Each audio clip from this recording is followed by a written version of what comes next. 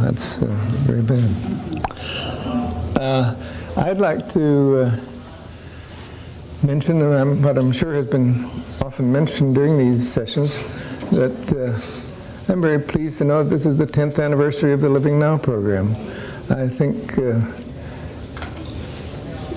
great deal of credit goes to Gay Swenson and to a devoted staff which has had a certain amount of continuity over the years to put on this program which combines both experiential and cognitive, and I really congratulate the Gay and the other people on having maintained the program. I think it's great.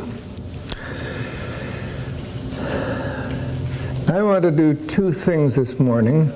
In the second half, after the break, I'm willing to conduct an interview, providing there's a client who's willing to volunteer. That's become sort of a tradition, I guess, of my appearance at Living Now. At any rate, if there is a desire for that and a client who's willing, I'll be glad to see what we can do in the way of an interview. In the before the break, and I would be glad if someone would jog my mind if I don't notice that it gets to be 10:20 or 10:25.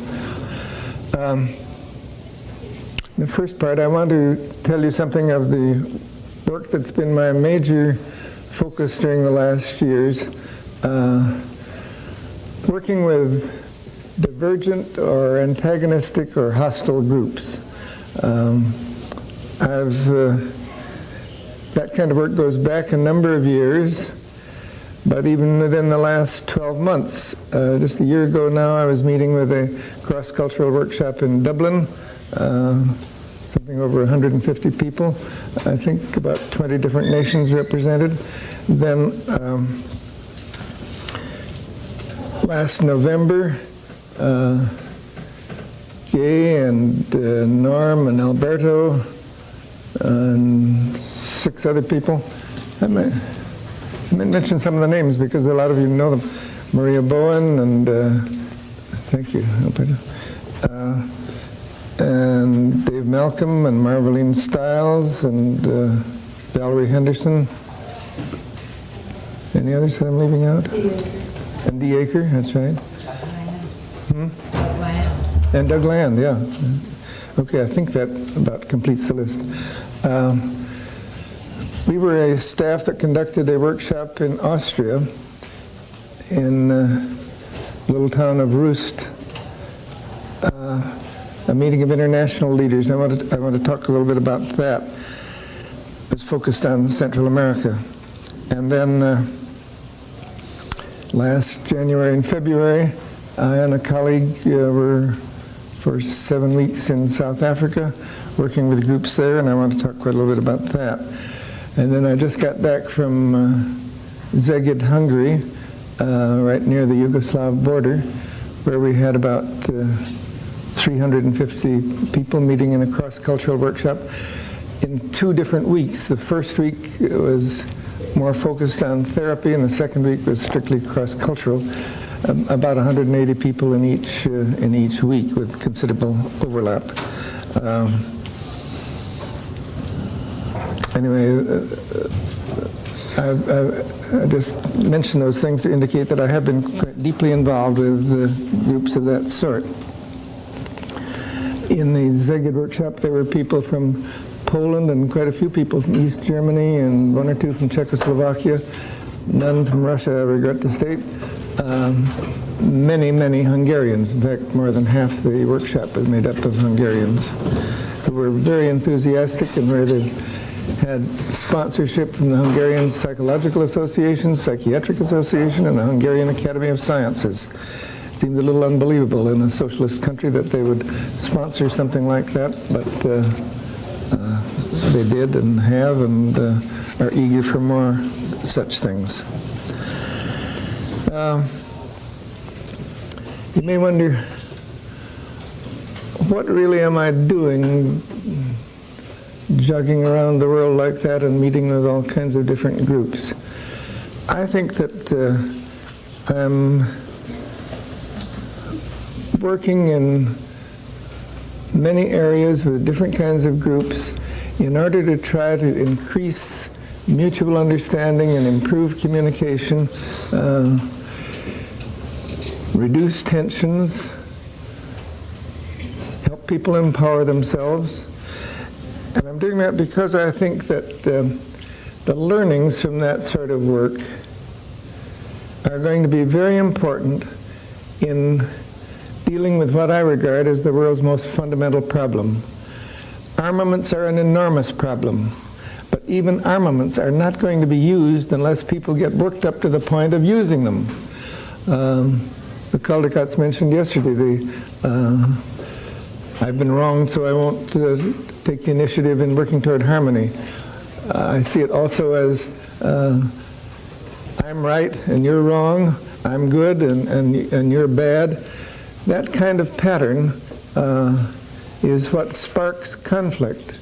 And I feel that in working with hostile and antagonistic groups, I'm working at something that is very essential to world peace. I feel that the learnings we're gaining may be of use in dealing with what I regard as the central tensions today between the US and the Soviet Union, between Arabs and Israelis, the whole Middle East complex. And perhaps someday we'll have a chance to work on those directly. I don't know. Meanwhile, I feel that we are learning a great deal that will pay off in the long run in helping us to know how to deal with people whose patterns of thought and belief and conviction set them apart from one another. The Protestants and the Catholics in Belfast, and blacks and whites in South Africa, and so on. So that's my essential purpose. I'm not always very clear as to my purposes. I feel that I do what comes along, but then when I look back I can see a pretty clear pattern, and certainly the pattern of my work in recent years has been working with groups that are having real tensions and real difficulties.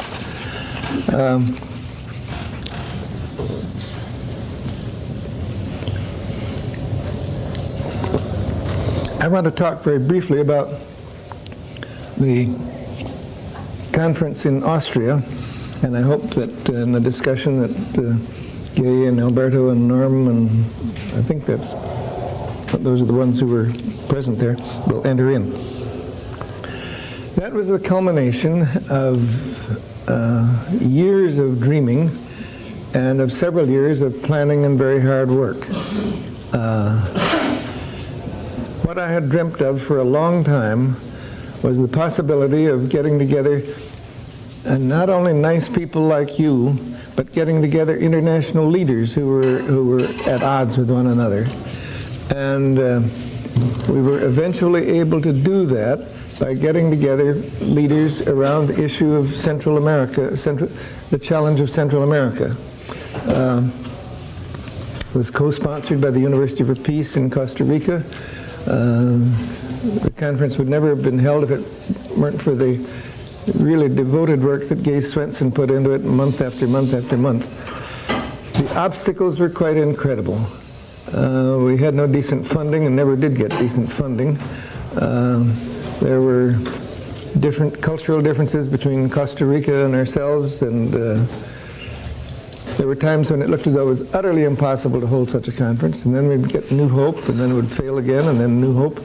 Anyway, we finally were able, in spite of all the obstacles, to get together 50 people, influential leaders from a number of different countries. From the Central American countries, we had really high-level people, high-level governmental people. They were high-level people, all of them. We had 3 ex-presidents and, I don't know, a number of ambassadors and legislators and policymakers.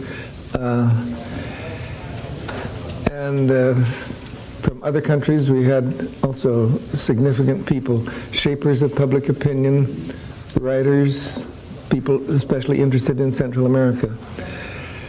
We had worked very hard to get people from the Reagan administration involved, and they finally had 2 from the State Department and several other people who were close to the Reagan administration.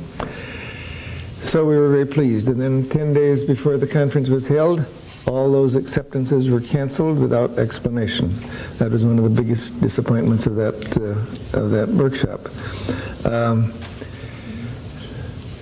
There will be a book coming out about that conference, published. Well, let me just say, why was the conference on Central America held in Austria? Because an Austrian bank, of all incredible sources, offered to subsidize such a conference if we could get it together, and they more than lived up to their agreement. They subsidized their board and room and expenses in a very nice little hotel in the village of Rust, Austria. And there is, in addition to the book which the bank will be publishing, there is an article coming out in the next issue of the Journal of Humanistic Psychology with a horrible title. I can't see why I gave it that title, called The Rust Workshop, A Personal Overview. That's what it is, but nobody will be attracted by that title. I wish I'd given it some other title.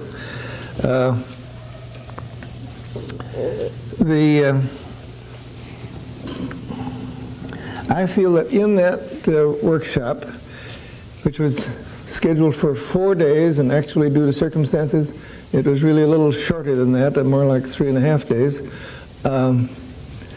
I feel we made a significant beginning. Government leaders were talking to one another. They were meeting on a personal basis. It was sort of a strange workshop in that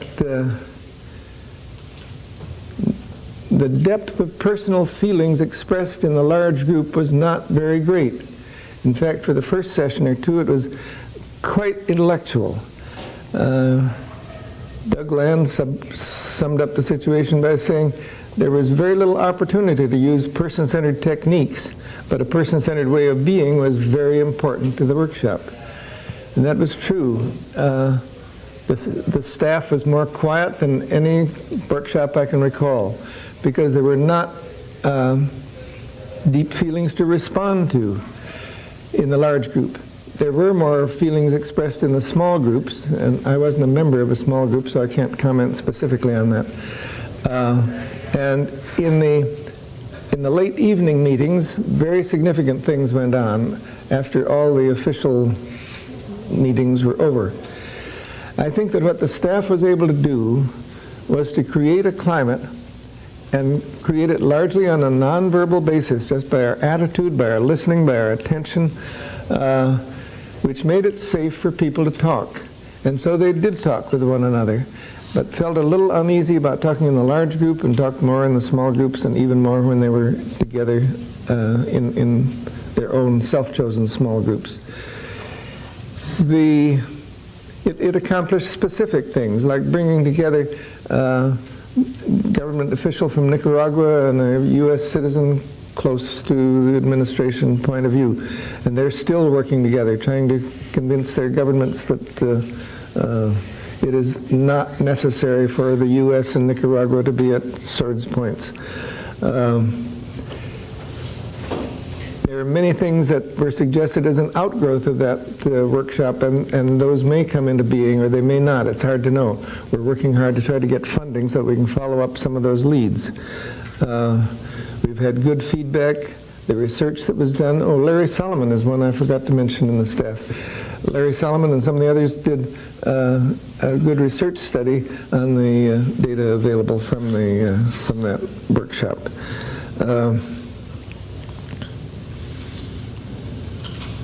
There's a lot more that I could say about that, but I think I would...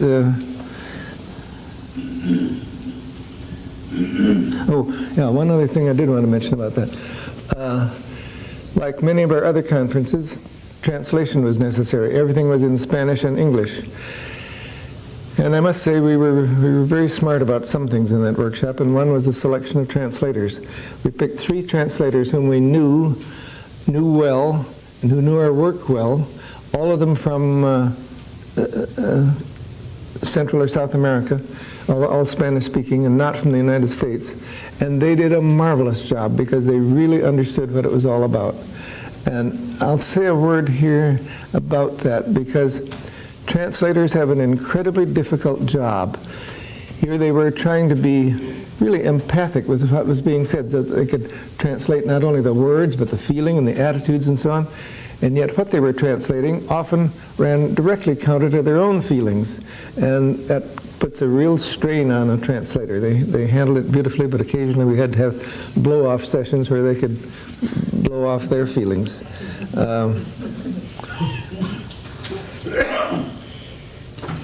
I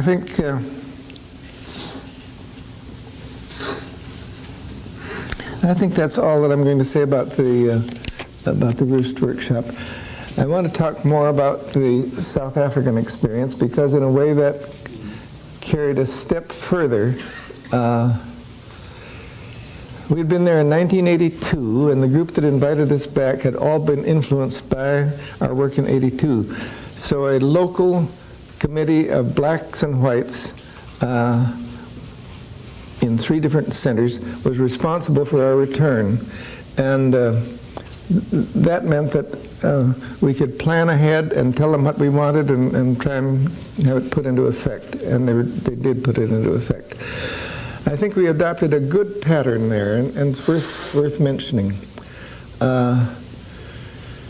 We asked them in Cape Town and Johannesburg and Petersburg in the north to try to recruit groups of people who were interested in becoming facilitators of communication between blacks and whites. And also, we would like a balance of blacks and whites and a balance of men and women. And they came quite close to doing that. We asked for a group of not more than 40 people, and there were 40 people, and many turned away. And by blacks, I mean blacks, colored, and Indian. Because one interesting development in South Africa is that in spite of government attempts to split off the colored and Indian from the black population, they have opted to join the blacks, so that now colored people and Indian, those of Indian descent, regard themselves as black as far as politics is concerned, which I regard as really a most interesting development. Anyway, with this group of 40 people, we met for 4 very intensive days in a residential retreat setting. So it meant that we were able to meet morning, afternoon, and evening, and they were together at meals and after hours and so on, so that we had more than 40 hours with that group of very intensive interaction. And I'll tell something about that, but I'll just cover the pattern first. So it was that 4 intensive days. Then, toward the close of that, we helped them join pairs, 1 black and 1 white, 1 black and one man, 1 woman, preferably. And they were to serve as co-facilitators the next weekend in a large workshop. We had a workshop of over 300 people the next weekend. And these 40 people who had been with us now served as co-facilitators of small groups. And then we also had a 3-hour session after that to debrief and compare notes and so on. That pattern worked very, very well, because people experienced a person-centered process during the 4 intensive days, and then quite to their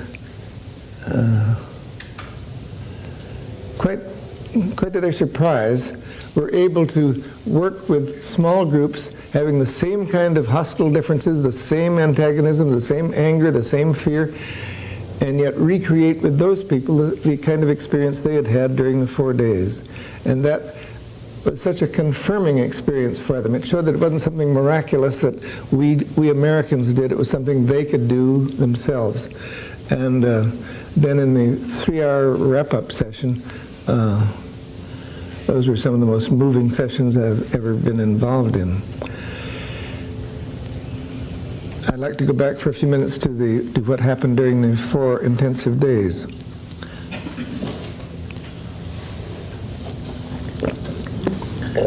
South Africa today is in a period of crisis which is known to everyone. This makes it different from any situation I've ever been in. No matter whether you're conservative or liberal, black or white, whatever, everyone knows that things are not going to be the same. The scenarios are quite different as to what's going to happen next and what people want to happen next. But no one is complacent. In 1982, when we were there were still people saying, well, you don't understand, you don't understand. Things are really okay, things are going to be all right. Yes, there's some violence, but don't be concerned. Nobody was saying that this time. We didn't meet with a single person who felt that things are just going to quiet down and be okay and be as they have been. They're not. And so you get an attitude of expectancy, and it meant that in our group of 40, the depth of feeling that was expressed was something I've never experienced such depth in such a large group. On the part of the whites, there was a great deal of fear, actual fear of death, and people saying, I don't want my children to be shot, I don't want my children to be killed. And then there was open fear of loss of status. People saying, I may not have deserved it, but I like my life as it is. I don't want to lose the affluent position I have. I'm saying this in front of black people. Then on the part of whites, the prejudices. One executive from Coca-Cola who, first time he spoke in the group, said, my job is to try to train black executives in Coca-Cola because we know that's what's coming. But he said, I have so many prejudices and I'd like to get rid of them, but I have them. Blacks mess things up. You can't trust them. You put them in a machine, the machine breaks down. You give them anything complicated to do, they get it all messed up. They break things, and so on. And then others, during the course of the event, would bring up other prejudices. You never use a toilet that's been used by a black. You don't drink out of a cup. You don't eat from a spoon that's been used by a black. And the expression of those prejudices was quite shocking to the blacks. Not that they didn't know such prejudice existed, they did. But to find that in a group that was essentially friendly, interested in facilitating communication, that the white people in that group still had such very deep-seated prejudices, that I think was a bit shocking. Then, on the part of the blacks, as you might imagine, there was a great deal of anger and rage. They are an oppressed people, and it's present in every day of their lives, and the passbook and the discrimination and everything. So there was a lot of anger and rage and bitterness. There was, when they got to it, I was really surprised. I was really surprised. I learned that underneath that, deeper than the anger, was pain and hurt, and just plain agony. And the agony was that of not being treated as a person. To find that never in their lives were they really treated decently as people. And that hurt. It hurt their pride. It hurt their dignity. I remember having tears in my eyes as they got to the depth of that pain. Then there was not only anger at whites, there was fear of their own race. In the townships today in South Africa, black youth have taken over, and they are tyrannical and really brutal, and something to be feared. One little bit of evidence. In one township, it was reported that 47 houses had been burned down by blacks. 43 of those were homes of black policemen.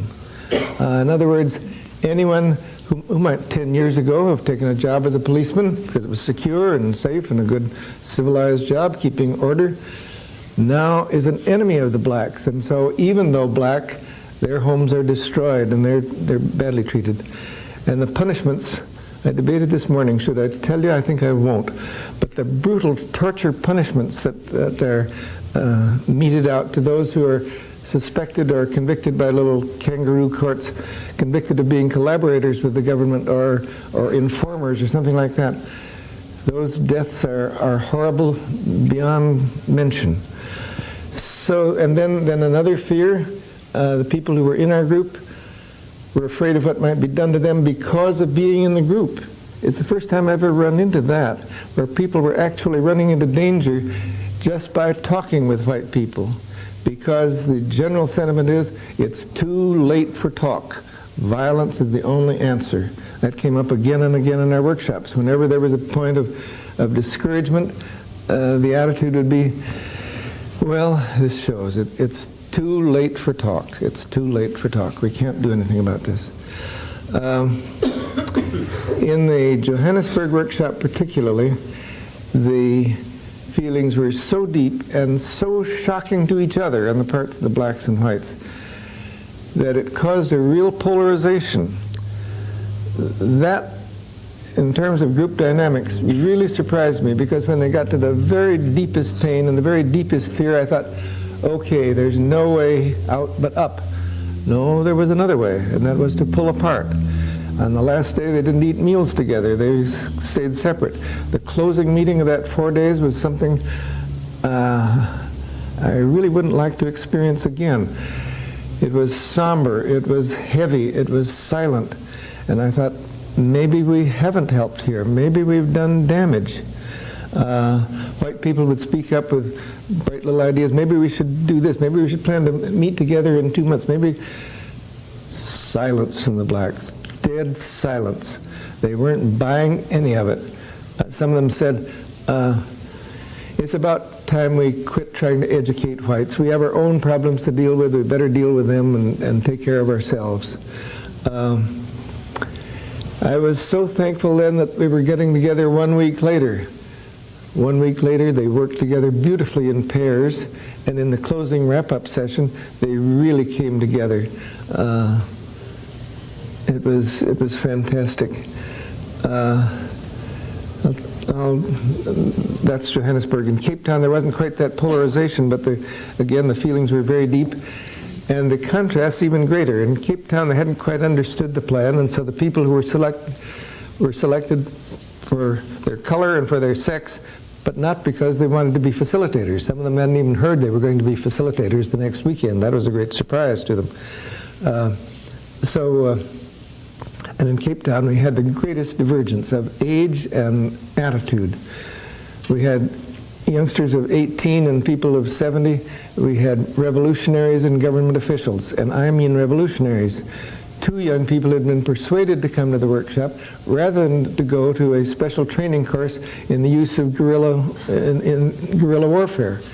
And then, quite unexpectedly, there arrived 5 government officials, all dressed in suits and ties and buttoned up psychologically and physically. And they had been sent by their superior. They'd been told, drop everything and go to Cape Town for this workshop. That was the extent of their knowledge. Also save 2 days of the next weekend. They did know that. They'd never heard of me, my work. They didn't know what this workshop was all about. When someone said about a place for expressing personal feelings, they were quick to, no. We're here simply to express government policy on black education, because they were all from the Department of Black Education, and how their superior knew about this workshop or why he was enthusiastic about it, I don't know, but he ordered them to come, evidently with good intentions, but he didn't bother to explain why they were coming. And we didn't know how that would work out. The second day, they'd removed their jackets. By the third day, Hannes, the leader of the group, was talking about the troubles he was having with his son, and we were talking about the difficulties in trying to get anything across when there's a school boycott on, and pretty soon they were really involved in the group. And some of the most remarkable changes took place in 1 or 2 of those government officials and in the young revolutionaries. Well, I could go on and on.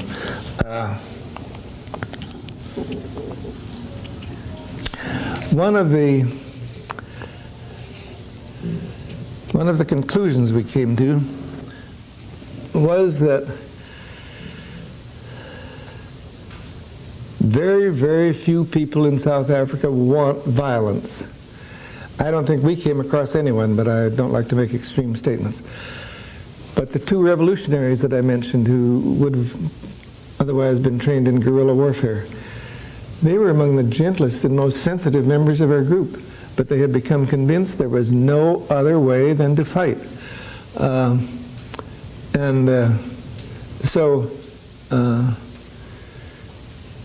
As I say, I don't think there is any sizable group in South Africa that wants violence. We also became convinced that the most extreme differences can come to be understood and respected. By the end of the workshops, whites were no longer saying, well, I know it's a bad system, but I haven't done anything to oppress black people.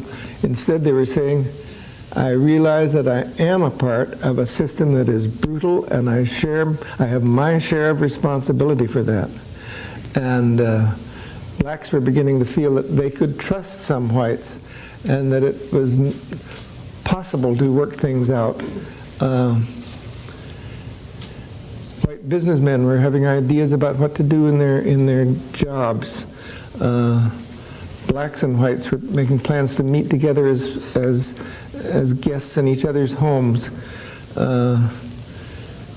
One that I recall from one of the large workshops was that a black mother said, I have an 18-year-old boy, and I've gotten well acquainted with her, and she has an 18-year-old son who's just being drafted for the Army, and I want them to come to know each other. And so she's going to come with her son to my home, and I'm going to go to her home. It was that kind of thing that was really very touching and very important. There was talk, and I don't know whether it'll ever be more than talk. Quite a number of people said, why don't you get together a group like this of the leaders of South Africa? And our response was, we would be delighted to work with such a group if you can get it together. And there are people who are working on that. As I say, I don't know what will come of it. Maybe nothing will come of it. But if we could possibly have a group that would include high South African Nationalist Party government officials and officials from the different black groups, including the African National Congress, I just have no question but what if we could get them together into the same room for a period of several days, the same kind of process would occur as occurred with the groups we met with. We did it 3 times on this last trip, the same kind of process each time. I just have no doubt but what constructive results would emerge from that kind of a session. And as was mentioned yesterday, there's some things that depend upon the social will. If there was a will to find such a nonviolent way out of the situation, then leaders would, I think, come together and with facilitators could reach a reasonable basis for negotiating agreement. Because that's what I think we had achieved at Roost and that we achieved in South Africa, is that when people get to know each other as persons, then the irrational aspects of their hostilities and so on tend to dissolve, and they get to a point where the differences, where conflicts become differences. And differences can be negotiated and talked about and understood and worked out and compromised or whatever. When people trust each other as persons, then a lot is possible in the way of settling of differences. I want to leave time for discussion, so I think I'll end with 3 vignettes that I hope I can keep brief. It may give you an idea of the kind of change that took place. I want to talk first about Ingrid. She was a blonde white woman in her 30s, attractive, of Scandinavian descent. She had come to the group because she wanted to learn facilitative skills. She was annoyed when the black-white issue came up. She said a lot of things that were astonishingly arrogant to say in front of black people. She said, it used to be nice here. You'd go downtown, there were some blacks, and that's okay. Now you go downtown, and it's just blacks all over. That I often wish they would just go away. I don't want them. Sometimes I hate them. I see the riots on TV, and sometimes I'm sympathetic, but sometimes I really hate them for all the trouble they're causing. They're causing us so much trouble. And as the workshop went on, she uncovered a memory which it must have been hard to suppress. It really is amazing that she could deny it to herself. But she remembered her mother's death. She and her mother had been living in an apartment house with many apartments, and her mother died quite suddenly one night. And Ingrid let her fellow tenants know about it, and they came in to comfort her and be with her and say nice things if there's anything I can do and so forth. She didn't feel they helped her much. It was really a very bad time. And then in the morning, her cleaning woman came. The cleaning woman, of course, was black and has to come from Soweto because blacks can't stay overnight in Johannesburg. Her cleaning woman came and in 1 second took in the situation, immediately embraced her and hugged her, and then Ingrid said, I don't know how she did it, but she got word to the other black cleaning people who'd come in, men and women. They all assembled in her apartment. They massaged her, they sang to her, they did kind of a ritual for the departed. They really consoled her. And she felt the people that I knew, the white people, they didn't do much for me. But these black people who didn't know me at all, who had no obligation to me, they were the ones who had the compassion and who were able to really help me in my grief. And how could I have forgotten that? And then a little later in the workshop, through tears, she said, I wish someone would convince me that blacks are not an inferior race. She said, I've been taught from childhood that they're lower on the evolutionary scale, that they're the apes and then the blacks and then the whites and so on. The blacks have no technology, they're not really civilized, they're an inferior race.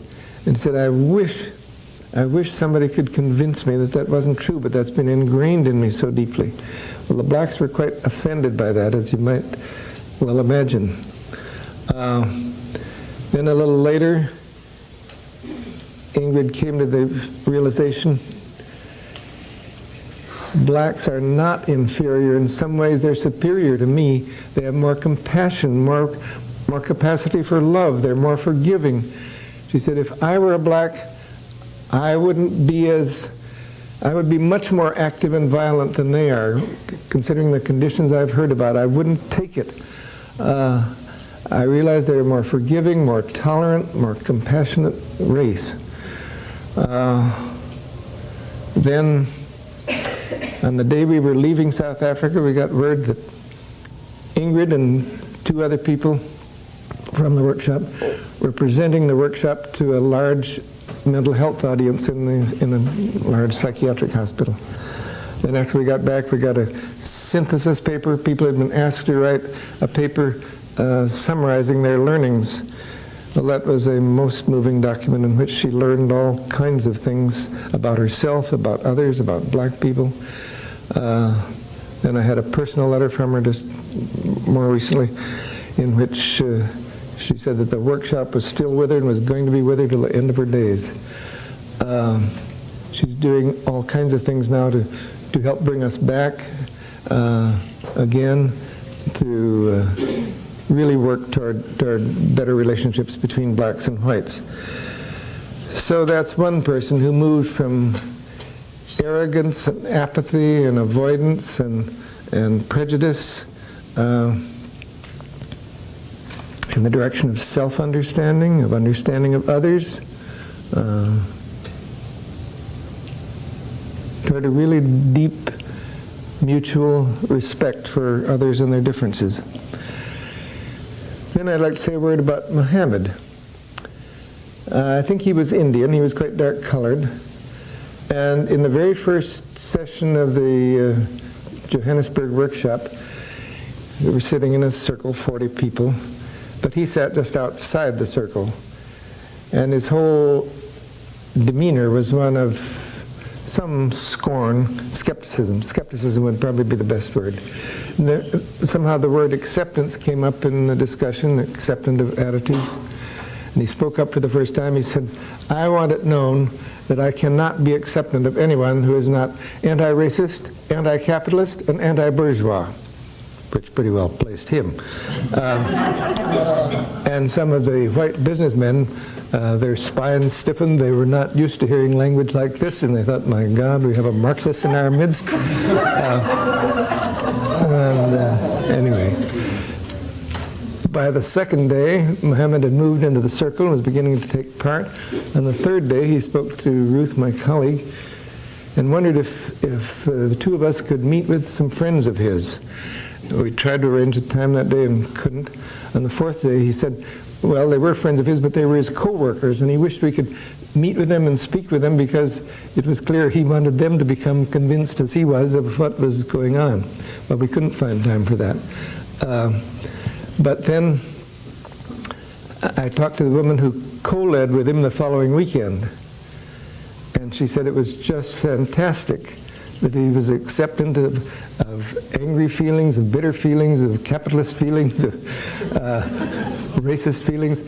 He really was being as person-centered as he could possibly be in that group, and found it a very satisfying experience to find that he could develop reconciliation between the groups in a short space of time.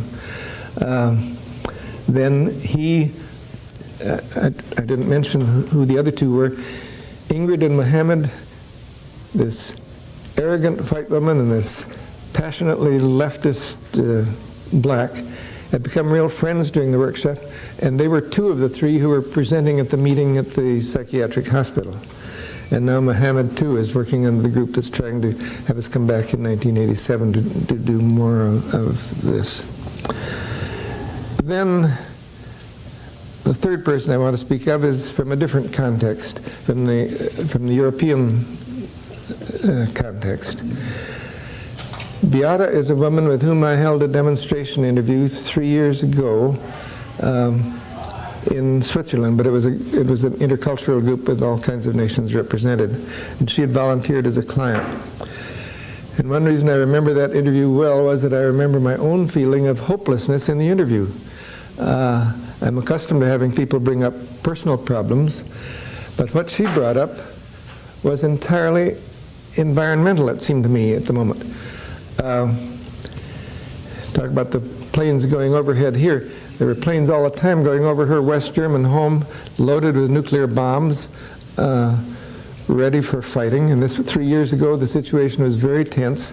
She felt any day she might be pulverized. She had moved from the city because the pollution was too great. Now she'd moved to an area where there were all kinds of missile sites. And at that time, the U.S. was just about to add new missiles in her area. She just felt surrounded by death and destruction, and she was convinced that it was hopeless. She was in utter despair. She was paralyzed. She couldn't do anything. Life was just hopeless because at any moment she might be destroyed. I felt the hopelessness of her situation. I didn't know what to do. I simply tried to be a companion to her in her despair and her hopelessness and her frustration. And I wasn't at all sure that it was of any help, although afterward she said it was. But then, I left out one part of the interview. She said that in that situation she permitted herself to have a little dog, but she certainly would not bring a baby into this world. So about several months later, I had a letter from her saying that she had often tried to talk about these feelings with other people, and they'd either tried to reassure, well, it isn't quite as bad as you think, it's not that bad, or they said, oh, but you ought to hear to my situation, mine is even worse than yours. Or they had been unable to listen at all. To really be listened to and heard and understood and have someone act as a companion to her in her paralyzed state had been so helpful that it had released her. That soon after that she joined a peace movement. She'd become a social activist. She was doing more things. She was being more creative. And she concluded the letter, and I'm having a baby. And so I saw her baby in a workshop somewhere, in Dublin, I guess. Then this time she was on the staff of Szeged, and she has a second child, 2 months old. She was working as a staff member. She brought along her parents as babysitters. She was breastfeeding the baby. I thought she had a hell of a lot of courage, and for a person who was paralyzed and unable to take any action at all, here she was working full-time to bring about as much harmony as she could between cultural groups and so on. So, with Ingrid, from arrogance and apathy and so on, to better self-understanding and more understanding of others. Mohammed represents the rigid, inflexible, I'm right, everybody else is wrong. The change in him to a more understanding person, more understanding of himself, much more understanding and tolerance for others, ability to see things from other people's point of view. And then Beata, who was paralyzed with despair, and who now is able to really be active and live actively and live creatively in a world that certainly has plenty of despairing aspects to it. Those are some of the changes that I've seen in these groups, and it makes me feel that we're working at the very core of the most fundamental problem in the world, the problem of the hostilities, the hatreds, the feuds, the religious animosities that divide people and that eventually spark violence. And so when I look at the world in general, I often feel the same kind of despair that Beata did. When I work with groups and with people, I can't help but feel optimistic and feel full of hope that things are possible. Better things are definitely possible. So that's all I guess I have to say, except that I'd be glad to respond to questions if there's still time. I hope there is. Yeah, good. I'd also be glad to have comments from those who took part in the Roost conference. Anyway. It's incredibly impressive what you said about South Africa and those people. And wouldn't it be wonderful if we could get Phyllis Schlafly and Jerry Falwell and us together in our tremendously divergent ways of thinking in the same room and battle out how we feel so we can get to love each other too? Would that be a possibility, do you think? I think it might be a possibility for a foreigner. I don't think I would have any such status in this country, but I might in another country.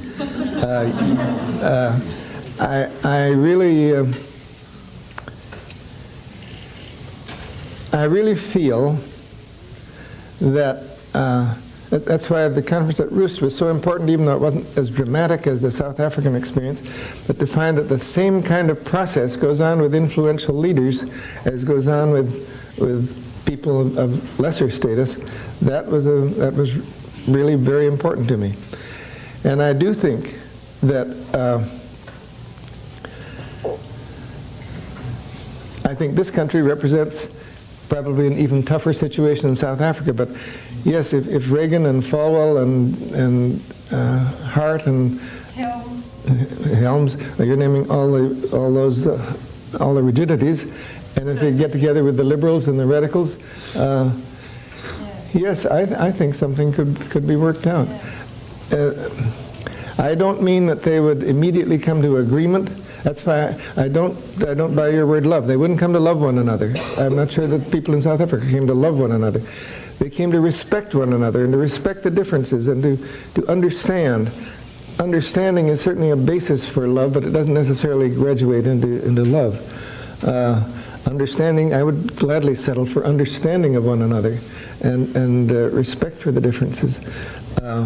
It would be, it would really be something. I've tried to visualize it in South Africa. I've never quite tried to visualize it so keenly in this country. But if we get Botha and Nelson Mandela and all the people in between in one room, it would be fantastic.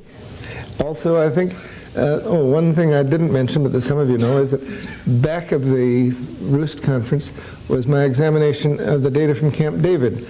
I felt that gave me a lot of hope that people at high levels could work together, because that was, from a professional from the point of view of a professional psychologist, that was a pretty well done bit of group dynamics. I think it could have been better done, but it was well enough done to be very, very exciting and very confirming of the fact that high-level people could come together in agreement.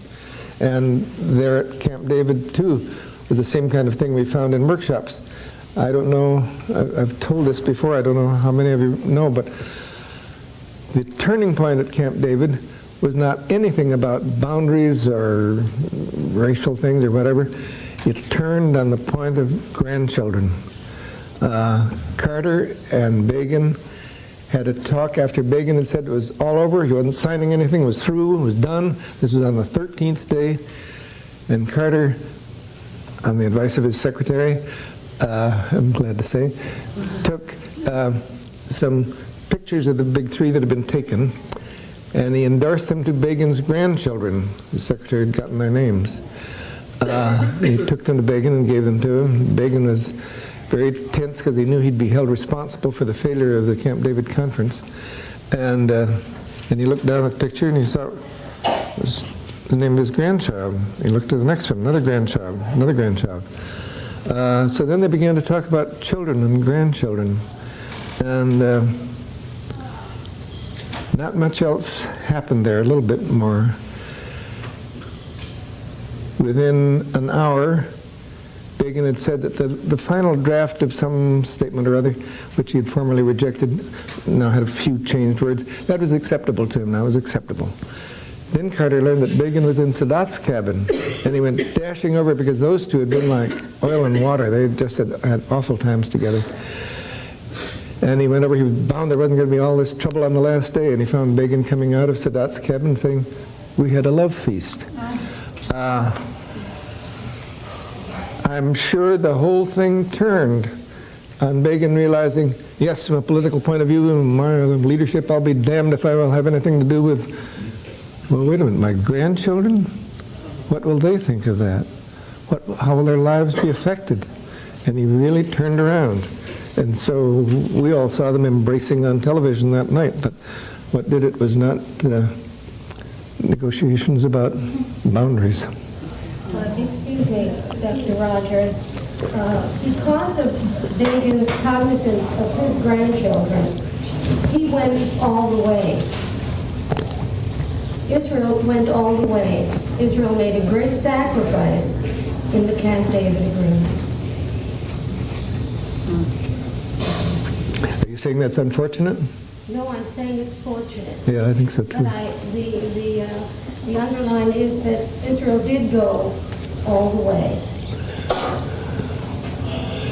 Well, yeah, it depends on one's point of view. Sadat took an enormously risky step in initially going to Israel in the first place, and eventually lost support in his party, and then eventually lost his life for having taken a peacemaking stance. So, yeah, coming together does mean taking risks. I guess that's what I'd say. Coming together does mean taking risks. That's very, very true.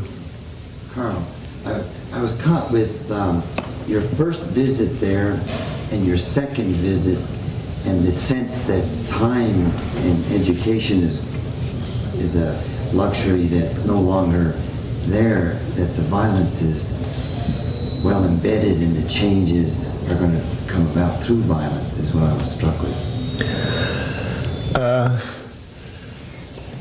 You say that as though you knew it. I don't know that last is true. But in regard to the first part of your statement, yes, it was very important that we'd been there before.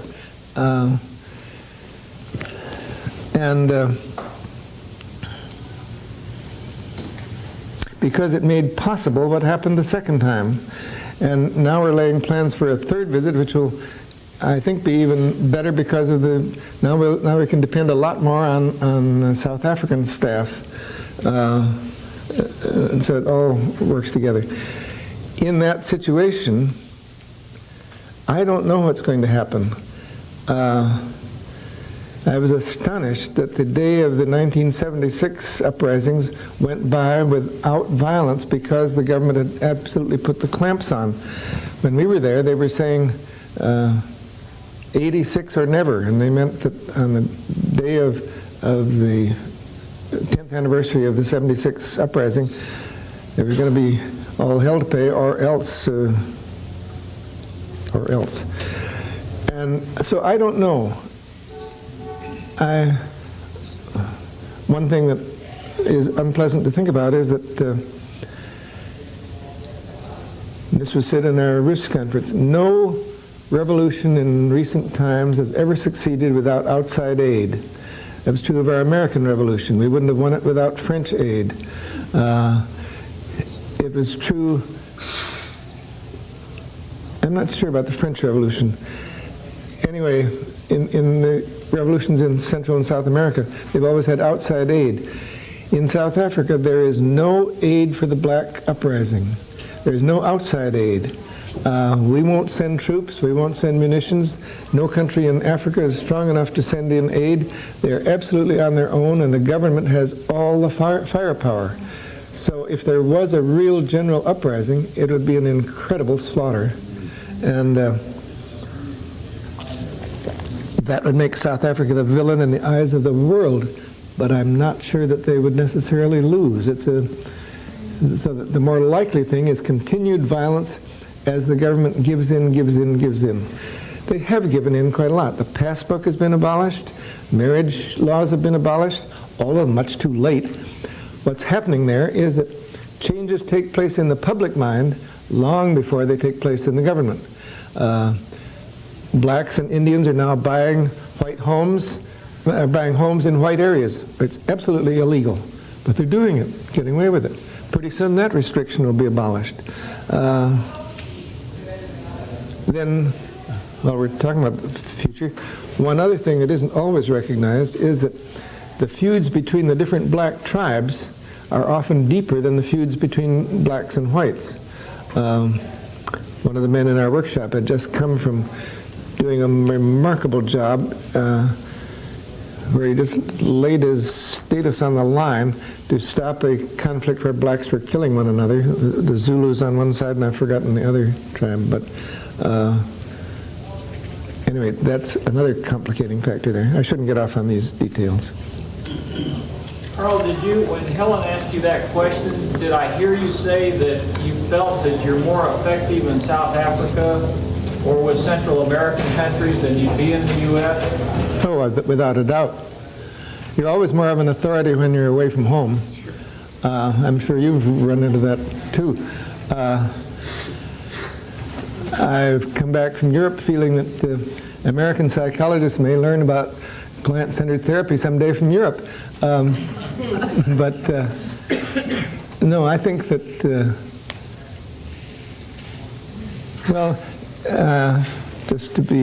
I think Dag Hammarskjöld could probably have run such a group, maybe with some professional help. But somebody from outside with status who could say, let's get together, might be able to do it. But you were at Camp David. Were you at Camp David? No, I wasn't. Oh, God, I don't want to. I talked about Camp David, and that sometimes people have thought I was there, had something to do with it. I didn't. I simply studied the data from Camp David to see in what respects it was similar to our experience. Maybe we could do it through the doctors' organization and advise that medically it was advisable for these disparate groups to get together and that you could be the facilitator. That's the kind of public pressure that is needed to bring groups together, without a doubt. Do you know who thought up Camp David? Was it Carter himself, or what advisors? In other words, is there anyone around who could get that into the White House? I think probably, to the best of my knowledge, it was pretty much Carter's idea, and certainly it was his idea to be informal, and I think probably it was his idea to have it residential, and both of those things are very important. Roger Fisher was involved in that, wasn't he? And then I was going to say, the Harvard Negotiation Center was involved. They particularly contributed the notion, the one document idea. You see, Begin and Sadat both came with statements of where they stood, and they were very far apart. If you start working from that, somebody's got to make concessions, and you're not you're not going to make concessions. So the one document idea was that Carter produced a document which he said was as close as he could come to being in the middle between those two, but it was only a document for consideration. He had no particular investment in it. It could be amended, changed, whatever. So that gave them something positive to shoot at instead of always thinking, what can I give up? What must I give up? Yeah, I've been very impressed ever since I've heard your Camp David story. I read your Camp David story, and that's why I'm here this morning. And my question is that I would very much like to be involved or help in some way, and I have no idea how to do that, professionally or personally. Okay, well, talk to Gay Swenson about that, because we are trying to carry things on in the Peace Project. At the present time, we have no money, but we'll see what we can do about that. That's one other thing, too, that seems ironic and sort of a sad commentary. For the cost of one missile or something, you know, you could do all kinds of things related to peace.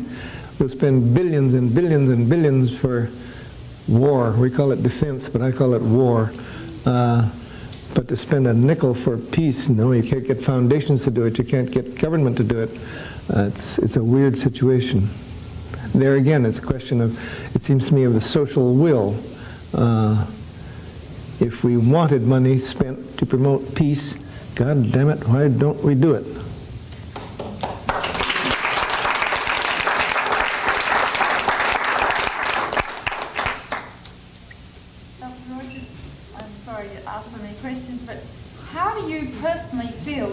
San Diego with 2 aircraft carriers down there, each with 200 hydrogen bombs on them, the planes going overhead, you know, nuclear weapons everywhere. How do you personally, emotionally deal with that, or feel?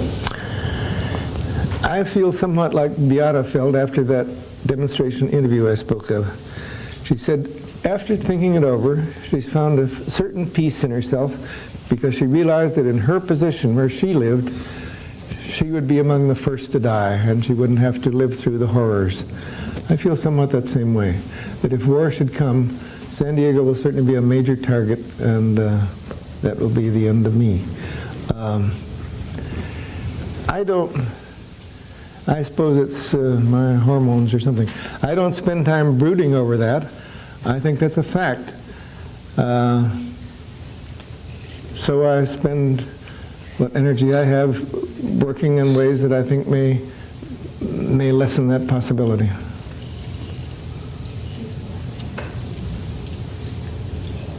I have a question. It seems to me like there's been a real shift in our country in the 60s of peace and love, and then the women's movement, black rights, and for a time gay rights, and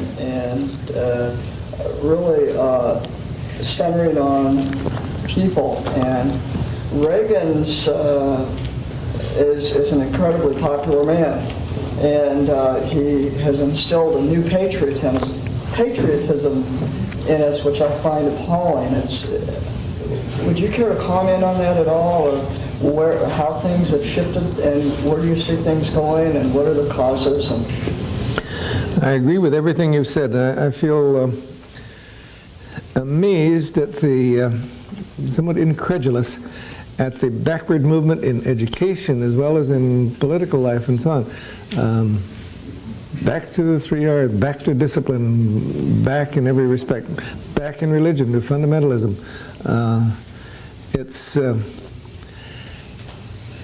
I think it must be a pendulum swing that in the 60s we went a long ways in one direction. I shouldn't say it that way. We went a long ways in one direction.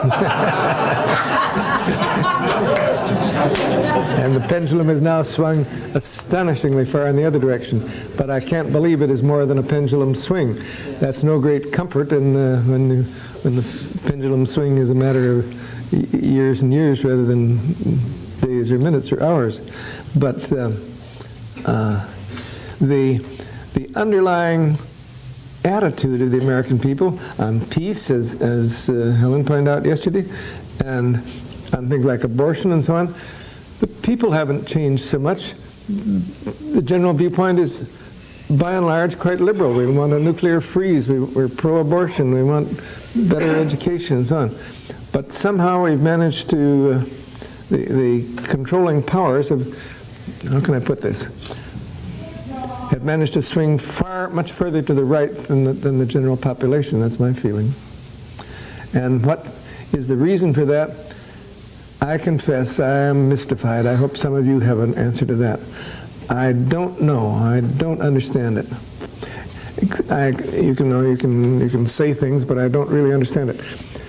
People evidently feel a security in having someone who's a leader, by gosh, can wave a big stick and shoots down Libyan planes long before we made the attack on Libya, and who rejoiced in having shot down 2 of them. It must be comforting to a lot of people to feel, well, somebody knows what to do. And the fact that what to do is committing suicide doesn't seem to cross the minds of many people. But I think, well, yeah, here's another way of looking at that same phenomenon. I think we are a democracy in name only. We are more democratic than some of the dictatorships. That's true. A real philosophy of democracy, I think, is represented in a person-centered point of view, where it really carries down to the individual and individual decisions. I doubt very much that politics will ever go that far. But the point is, people are not educated to be democratic. Our schools are authoritarian in the extreme, so you get taught in an authoritarian atmosphere, you develop authoritarian attitudes. The notion that a democracy might work is very foreign to most people. I feel convinced that if the Bill of Rights was put up for popular vote today, it would lose. Yeah. So we're a long ways from being truly democratic. And that's one of the reasons why, as a people, we feel some rejoicing at the fact that, as I say, somebody knows what to do. Somebody can be the big father figure. We haven't learned to take responsibility as individuals or as small groups, and I feel that the place where that could happen would be in education. I think we have to, somebody spoke about the fact that we don't have any time. We don't know how much time we have. We have to build both for the long-range future and for the short-range future. We shouldn't be, shouldn't adopt,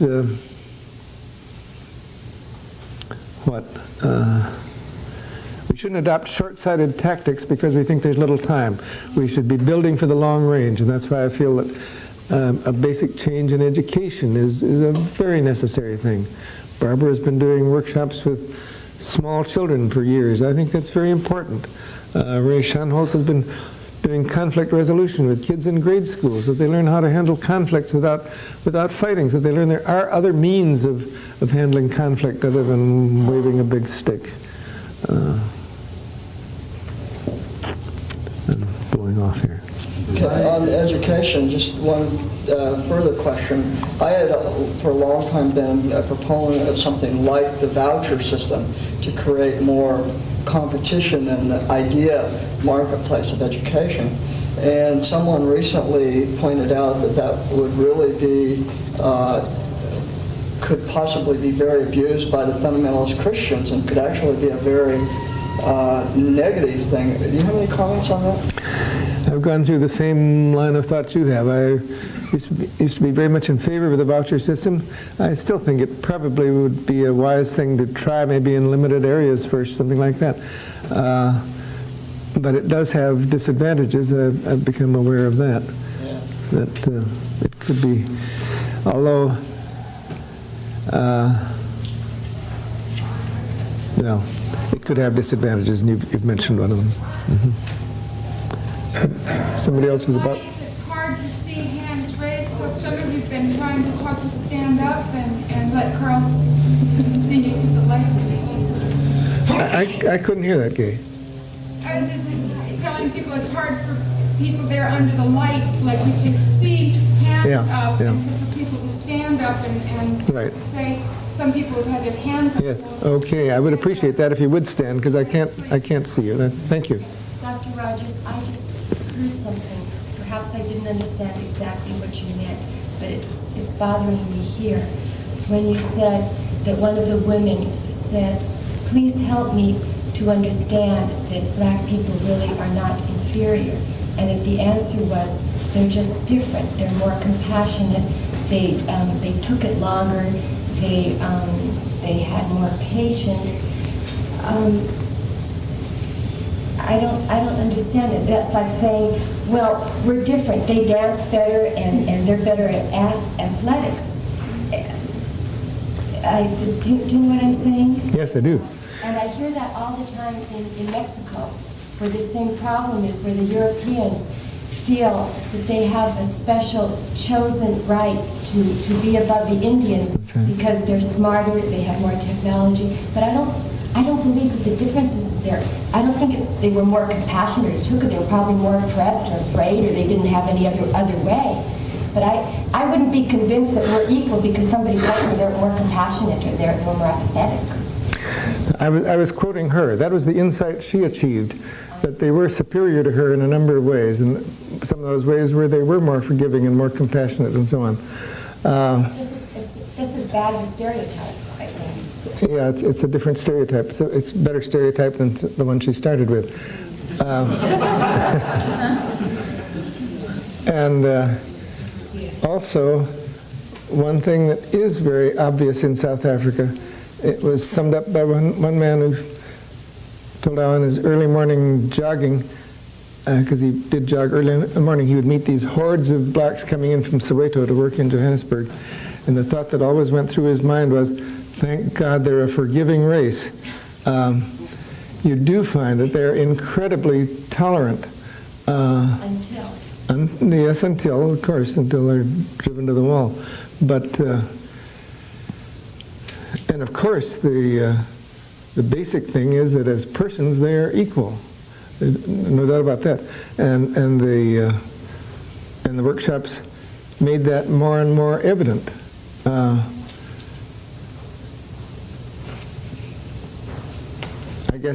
guess I would say that, to me, she had achieved a much better stereotype than she started with, and then the fact that she was able to work with a black person afterward comfortably and in a professional way shows that it went much further than that too. So that I think the change in her was greater than I described, and I certainly agree with your notion that in a very fundamental way, all of us are equal. I'd like to go back to the previous question about why this retreat to fundamentalism and our values. I think there's a lot of fear around, fear of the future. And the national policy, in fact, of the Soviet Union and the United States, deterrence, mutually assured destruction, is based on fear. It doesn't work if we don't fear each other. So there's a lot of fear, and the whole arms race is based on our fear of the Russians, which is revved up all the time. And a retreat to old, quite safe values is a fearful response to the future, it seems to me. And that to have to move courageously into the future requires a lot of faith and trust and a whole lot of other values. And I wonder, how you would comment on those remarks. I like them. I like your statement. It's very good. I think that is one of the causes. Kind of in response to what he just said, there was a book that was written a few years ago about why the liberal churches are failing and going back, and why so many young people are seeking fundamentalism. And one of the points brought out in that book was the fact that they were seeking guidelines and values, and they're searching for values, and that within, quote, the liberal churches, they had failed to pass down a heritage of values and concerns. And my concern is that we get so wrapped up in saying, I don't want to impose my values on my children or my values on other people. I have a good heritage of values that I want to impose upon my children, and I think that's why I don't worry sometimes about the future, because I know the impacts that I make upon some of my children because of the heritage of my values that I know they will pick up will lead them into the future, and it's okay for them to have that. And I don't know whether you want to respond to that or not. Yes, I do, because I think I look upon my children and grandchildren, and I can also look at my great-grandchildren, but so far I don't have evidence on that point. But with my children and grandchildren, I feel that if any error was made, it was in not being sufficiently clear, where the parent, me included, parents were not sufficiently clear about the values they held.